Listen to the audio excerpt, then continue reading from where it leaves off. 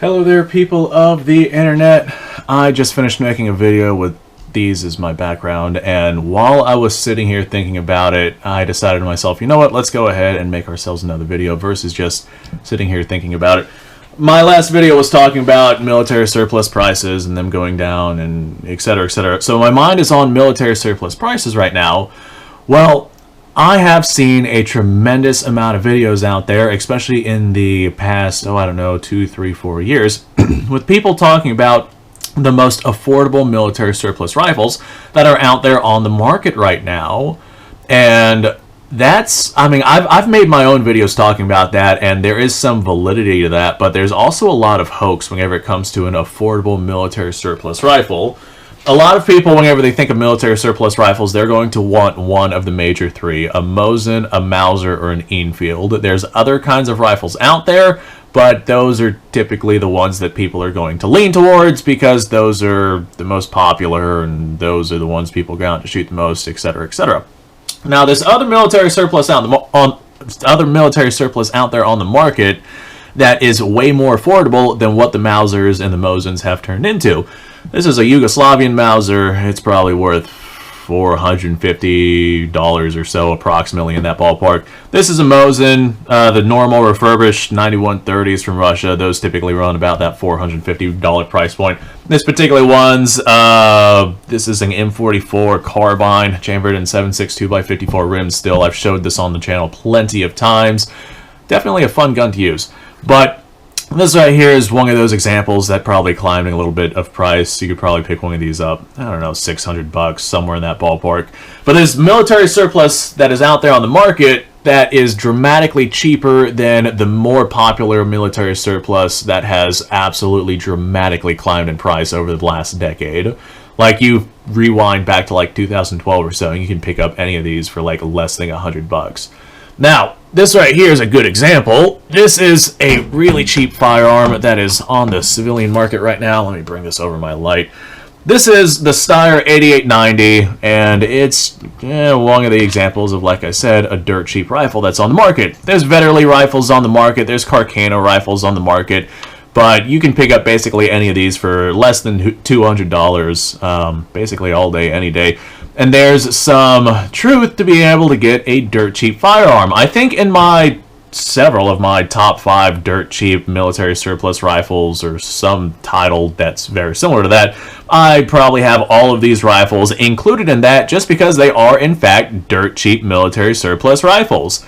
However, guess what? The people that buy military surplus rifles want to go out and shoot those military surplus rifles. Like 9 times out of 10, whenever you have somebody looking to buy themselves a Milsurp, it's because they want to take it to the range and send some lead down range. Now, couple that with the fact that very few people are reloaders, even in the military surplus market, very few people are reloaders, and you get yourself a gun like this right here, the ammunition for this is basically non-existent. I don't think there's any commercial ammunition on the market. There's some companies saying that they're going to start up. We'll see how well that happens. But you get yourself a gun that has no commercial available ammunition, and yeah, you get a bunch of people who are not willing to learn how to reload their own ammunition to use with the gun that has no commercial ammunition available, and you get yourself a dirt cheap gun. That's why they're dirt cheap. So although it's a dirt cheap firearm, it's a dirt cheap military surplus gun, there's still very, very little demand for it. I mean, other than like using it for a wall hanger, or in this case, YouTube videos, I guess. I mean, if you're gonna put one up for a YouTube video, then yeah, it would definitely be worth getting your hands on. But if you're gonna get a military surplus gun with the idea of shooting it, you're not gonna go out and get yourself something that you know you're not going to be able to shoot because the ammunition is difficult to find, or expensive, or just completely unobtainable. That's one of the main reasons why 6.5 Carcano is so much more popular than 7.35 Carcano, just because 7.35 is one of those rounds that is overwhelmingly difficult to find ammunition for. There is ammunition for it out there, but like I said, it's overwhelmingly difficult to find. Now, the Carcano series in general, that piled onto the Japanese Arisaka series. That piled onto insert your choice of series of rifle here that has very difficult to find ammunition. There's a reason why those are not nearly as popular as something like the Mosin, which has current military surplus ammunition being made literally to this day. Like, these right here are rifles that people can go out and get ammo for and shoot regularly and enjoy, versus something like this right here. That's why the prices on these, like I said, are so low. So in the guise of getting yourself a dirt cheap military surplus rifle, you're essentially getting yourself a dirt cheap ornament for your wall, or a dirt cheap piece, prop, something, whatever it is you want to call it, for a YouTube video. It's just not, it's not the military surplus rifle that people want, and that's one of the reasons why it is so cheap, because there's just not that demand there. So we'll make videos and whatnot talking about the top 5 dirt cheap military surplus rifles that you can buy right now, but a lot of people just aren't going to go out and buy them. And the people that do buy them, they're like, great, now I have this, and then they'll set it in their closet and they won't ever touch it because, hey, they don't have ammo for it. They can't find ammo for it. The ammo for it doesn't exist because it's from a country that is no longer existent, from a previous generation, from the generation before the previous generation, and things like that. It's just, it's good to have for collectability purposes, and for purposes that is way more of a niche market than something like getting a military surplus gun to shoot. The Carcano rifles, we're seeing ammunition for those start to become more available, which is one of the reasons why the Carcano is starting to raise in price. That and the surplus is beginning to dry up. Not quite there yet, but it's beginning to dry up. So supply is going down, demand is going up as the ammunition becomes more available. People want to take it out and shoot it. And so, of course, the prices on that one are going to raise. That's why I recommend you go out and get yourself one of those as quickly as possible before the prices on those raise to the point to where they're no longer going to be worth it. Like, for example, the Mosin. I'm not paying $600+ for a Mosin. It's just not going to happen.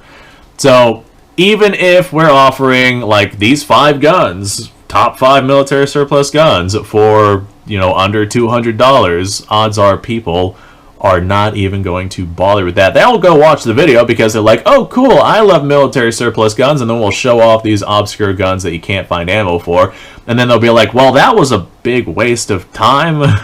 why would I ever bother even looking into something like that? If I can't take it out and shoot it, I don't want it. And that's just how a lot of military surplus collectors are nowadays. That's just the name of the game of what this has turned into.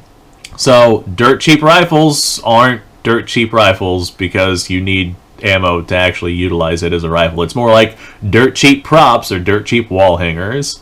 Anyway, folks, that's my 2 cents on the subject. Hopefully you guys enjoyed it. Thanks for watching. Appreciate your time. Like, subscribe, share. Description below is a link to all sorts of stuff. Go check it out. You guys go off, have yourself a fantastic day. I'll see you guys on the next episode.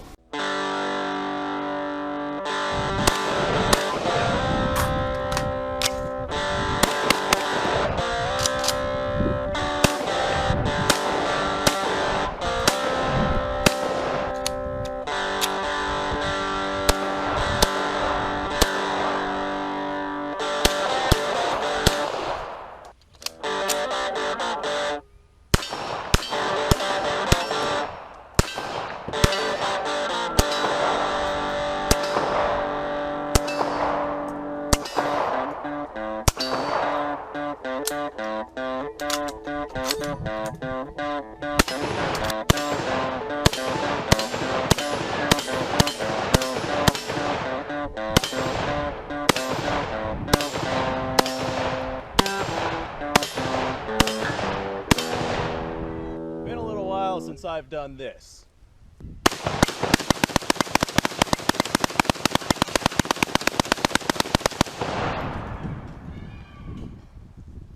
Bonnie and Clyde be damned. The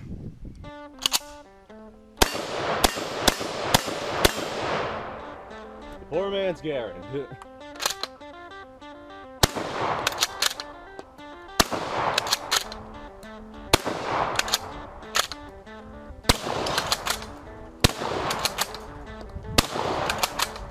Shame that bolt-action shotguns aren't more mainstream.